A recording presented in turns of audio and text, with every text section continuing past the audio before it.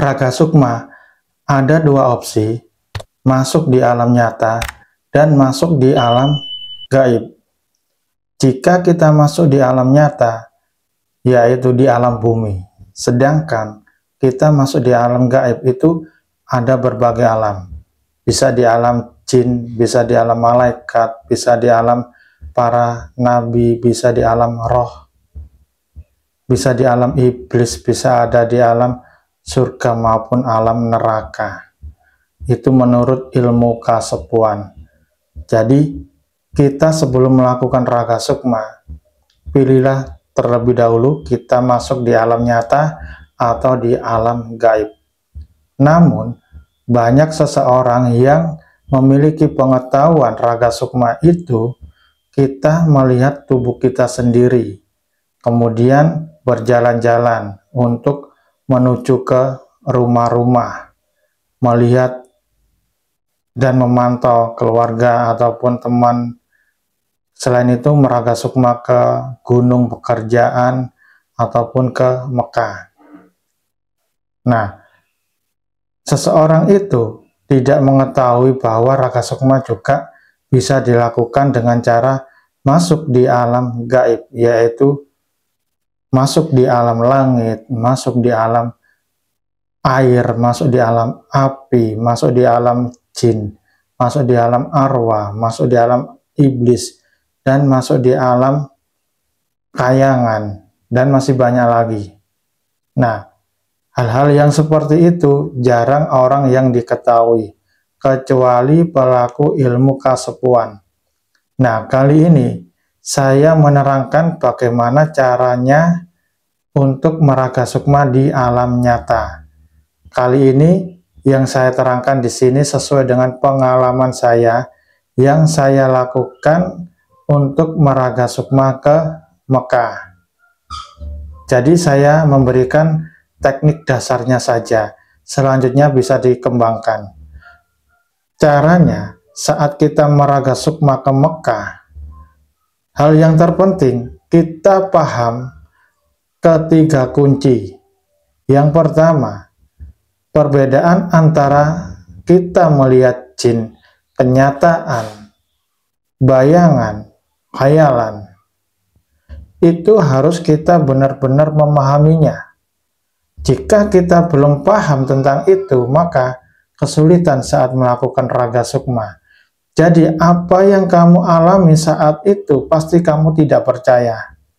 Menganggapnya, oh ini berarti halusinasi saya, bukankah ini halusinasi saya? Nah, sedangkan apakah kamu tahu halusinasi itu yang seperti apa? Bayangan itu yang seperti apa? Ada definisinya. Jika kalian bisa membedakan ketiga kunci tersebut, maka langkah selanjutnya itu sangat mudah.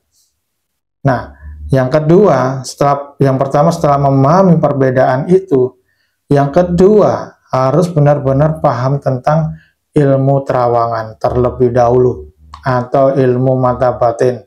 Tujuannya apa? Saat melihat di sana nanti kita paham, oh ini adalah makhluk jin, oh ini adalah golongan dari roh, oh ini adalah golongan dari iblis, ini dari golongan malaikat dan sebagainya.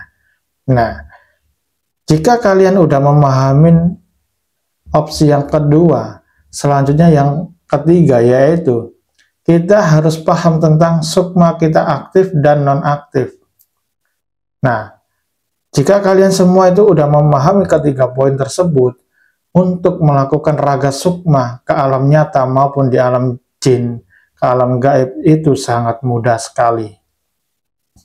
Yang pertama, tekniknya saya ajarin di sini ya. Jadi gini, aktifkan sukma terlebih dahulu.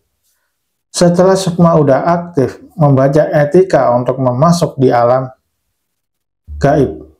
Meskipun kita Raga Sukma di alam nyata, ketiga kunci melakukan Raga Sukma itu tetap dibaca.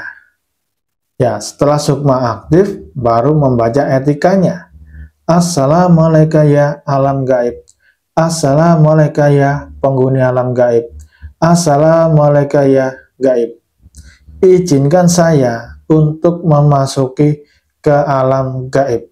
Nah, Padahal kita kan yang kita tuju di alam nyata. Kenapa kok di alam gaib? Karena ketiga kunci itu merupakan tiga kunci utama melakukan raga sukma.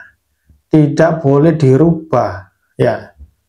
Nah, setelah kita masuk di alam gaib, kemudian kita terlihat suasana yang berbeda. Nah, kita mengucap, Assalamualaikum ya gaib. Terima kasih panjenengan sudah menerima saya di alam gaib. Nah, setelah sukma kita dari tubuh itu keluar dan masuk di alam gaib, kemudian terlihat suasana yang berbeda. Misalkan ada banyak pepohonan atau banyak hewan-hewan yang berkeliaran, atau terlihat beberapa manusia, atau ada pemandangan-pemandangan yang indah, misalkan ada laut, gunung, hutan, dan sebagainya. Tetap kita membaca, terima kasih panjenengan sudah menerima saya di alam gaib. Nah, setelah itu baru kita menuju ke alam nyata dengan cara, Assalamualaikum ya gaib. Tuntunlah saya menuju ke Mekah. Misalkan yang kita tuju ke Mekah, ya. Assalamualaikum ya gaib. Tuntunlah saya menuju ke Mekah. Siapa yang menuntun? Yang menuntun itu adalah kekuatan dari Allah. Semua pergerakan kita itu yang menjalankan adalah Allah. Ya, jadi tuntunlah saya menuju ke Mekah. Nah, setelah membaca etika tersebut, kembali mendengarkan suara di sekitar, hening kembali. Nah, pasti nanti terlihat Mekah. Terlihat Mekah itu apakah terlihat bangunan Mekah Ka'batullah atau dan sebagainya? Bukan. Ada yang langsung di situ, ada yang tidak. Misalkan, tuntunlah saya menuju ke Mekah. Kalau yang saya lakukan dulu itu, nah, setelah itu saya melihat padang pasir yang luas. Nah, berarti kita udah berada di Arab ini, padang pasir yang luas. Nah, setelah terlihat padang pasir yang luas seperti itu, baca lagi, Assalamualaikum ya gaib. Sesungguhnya, siapakah penguasa penghuni yang ada di sini? Sudikah panjenengan keluar untuk menemui saya? Nah, nanti ada yang menghampirimu. Nah, seperti yang saya lakukan, saya melihat sosok gaib berbadan tinggi, tubuhnya imbang lah, ideal, nggak kurus juga nggak gemuk, tinggi dia, sangat tinggi pokoknya. Dan dia kalau berhadapan setara dengan kepala saya, dia itu jongkok dengan saya.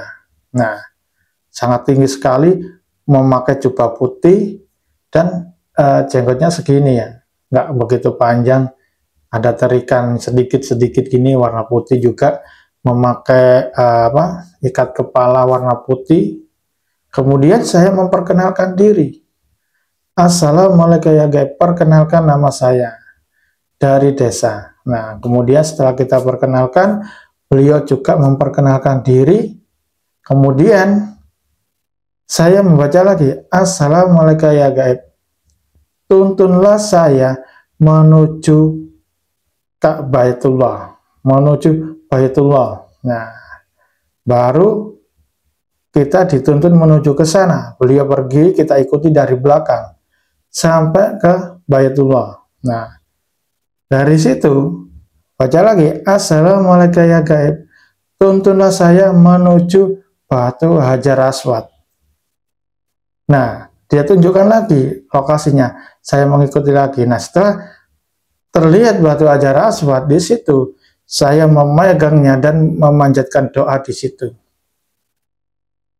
Nah, setelah itu baca lagi, Assalamualaikum ya gaib, tuntunlah saya menuju ke makam Rasulullah. Nah, kemudian kita dituntun lagi ke sana. Setelah itu kita bertawasul dan bersolawat, berdoa di situ. Setelah selesai, baca lagi, Assalamualaikum ya gaib, tuntunlah saya menuju ke tempat semula. Kemudian saya dibawa lagi ke tempat semula yang ada di padang pasir luas tersebut. Setelah itu baru kita kembali di raga. Assalamualaikum ya alam gaib, izinkan saya kembali ke alam padang. Nah, setelah itu baru yang kita rasakan setelah melakukan raga sukma ke Mekah itu, tubuh terasa ringan, sangat nyaman, sangat damai, tenang saat itu.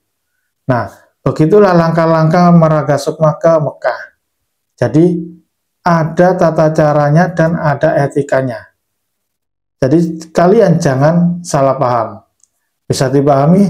Assalamualaikum warahmatullahi wabarakatuh.